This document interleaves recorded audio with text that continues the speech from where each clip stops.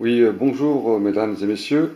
Alors pour poser un détecteur de fumée, donc vous avez acheté ce petit appareil, vous voulez mettre ça dans votre appartement ou dans votre maison, voilà, donc c'est ce qui permet de détecter les fumées, pour éviter les incendies. Alors qu'est-ce qu'on a besoin pour poser, Alors pour ceux qui n'ont jamais fait ce petit bricolage, c'est très très facile à poser, Il n'y a vraiment que deux trous à percer, dans le plafond et mettre les deux chevilles et les deux vis.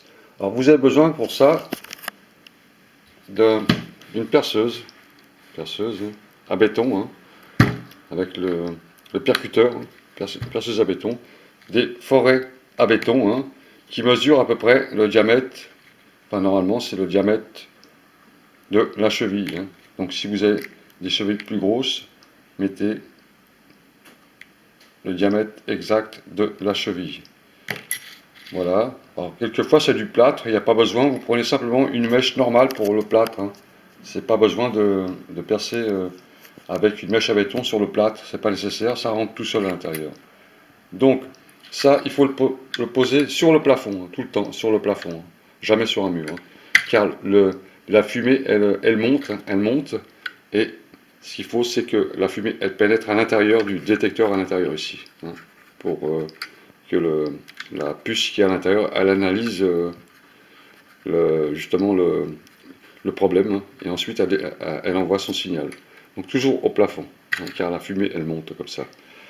Alors, ce qu'on va faire, déjà, ce qu'il faut bien comprendre, quand vous avez un détecteur de fumée, quand vous achetez cet appareil, lisez les informations qu'il y a dessus. Alors, sur ce détecteur, vous avez une information qui vous dit que cet appareil n'est pas rechargeable. C'est une pile qui est incrustée à l'intérieur, qui est scellée, on ne peut pas l'enlever, et on ne peut pas remettre une pile comme certains détecteurs. Alors, pour celui-ci, c'est 10 ans. 10 ans.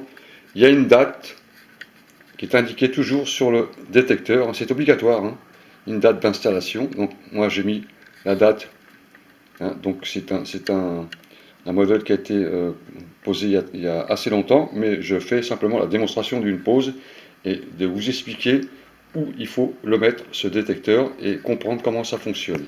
Alors, le détecteur de fumée, quand la pile commence à être usée, 30 jours avant que la pile scellée ne devienne faible, la petite lumière qu'il y a derrière ici, la petite lumière là, rouge, elle clignote 2 fois toutes les 30 secondes, accompagnée d'un bip toutes les 60 secondes, pour indiquer que la pile scellée est faible et qu'il faut la remplacer. Si la pile a dépassé 10 ans, car on n'y pense pas, c'est au plafond, on n'y pense pas à cet appareil, on le laisse fonctionner tout seul. Si vraiment la durée a dépassé 10 ans, la petite lumière clignote toutes les 30 secondes et le détecteur émet 2 bips. Quand c'est 2 bips, ça veut dire que vous pouvez carrément le changer. Au bout de 10 ans, c'est bon à mettre à la poubelle carrément. On ne change pas la pile à l'intérieur.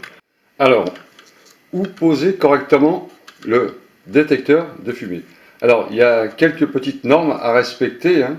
Donc, les appareils de détection de fumée doit être posé le plus haut possible, au plafond, généralement.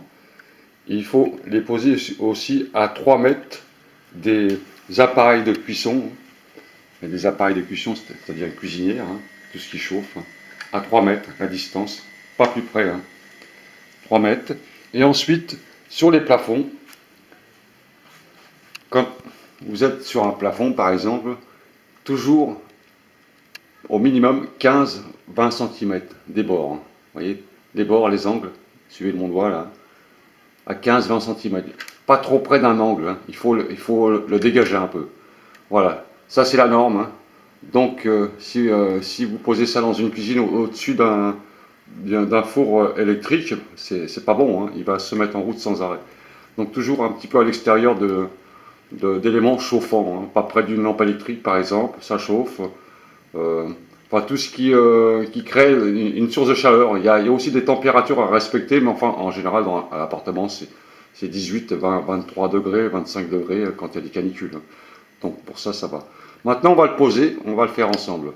Alors, pour poser le détecteur de fumée, vous avez le petit capuchon qu'on vous a remis avec, hein, avec 2 vis, hein, donc vous l'avez bien vu dans l'emballage, vous avez des trous hein, qui sont à l'intérieur, vous voyez des trous, 2 trous.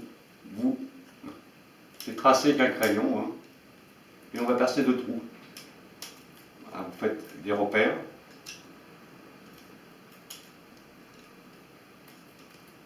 Hein, vous marquez avec un crayon, et on va percer 2 trous. Ensuite, vous percez vos trous. Voilà, une fois que vous avez percé vos 2 trous, hein, donc, il y a une petite couche de plâtre souvent sur les plafonds, mais derrière il y a du béton. Donc s'il n'y a pas assez de plâtre, il faut attaquer aussi à la mèche à béton. Ensuite, vous posez vos chevilles à l'intérieur.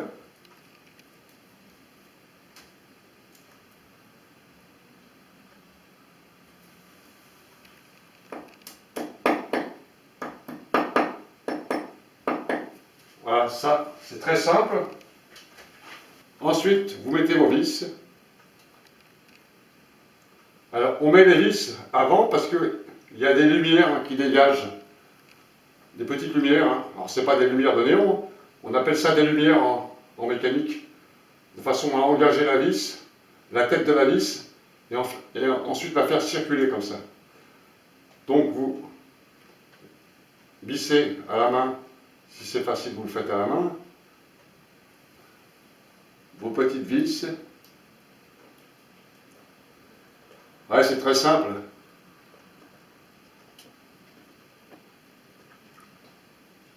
Voilà, vous les rapprochez à peu près de 5-6 mm. Ensuite, vous avez 2 lumières ici. Vous mettez les têtes dans les lumières et vous engagez.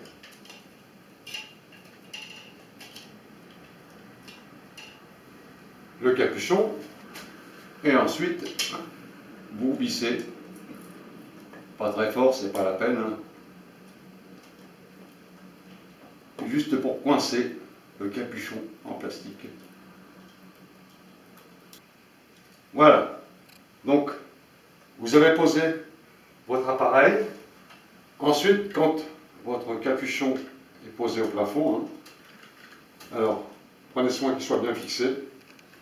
Vous avez des encoches, essayez de le faire à vide quand vous êtes en bas pour vous rappeler comment il faut le mettre dessus.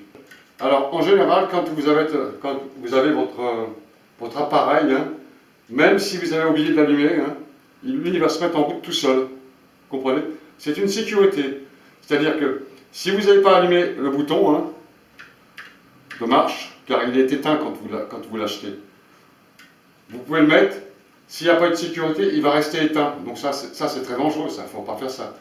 Donc, les constructeurs, ils ont pensé que quand les gens, si jamais ils avaient oublié de mettre l'interrupteur en le posant, eh ben, lui, il va se mettre tout seul en route. Vous voyez, regardez. Vous voyez, il s'est mis tout seul en route. Donc c'est une sécurité. Donc, faites une manip quand vous êtes en bas, sur une table, pour voir comment ça fonctionne. Hein, de façon à pas chercher le cran où il est. Hein. Voilà, là il est en place, donc là il est en route, et vous avez posé votre détecteur de fumée. Lisez bien les informations hein, sur la durée, le temps, et l'emplacement aussi, ça c'est très très important l'emplacement. Hein, toujours, l'idéal c'est au plafond, et un peu espacer des coins de mur, et à 2 ou 3 mètres, 3 mètres en général c'est bien, 3 mètres d'un appareil de cuisson. Voilà pour le détecteur de fumée. Je vous souhaite à tous et à toutes bon courage et bonne continuation. Au revoir.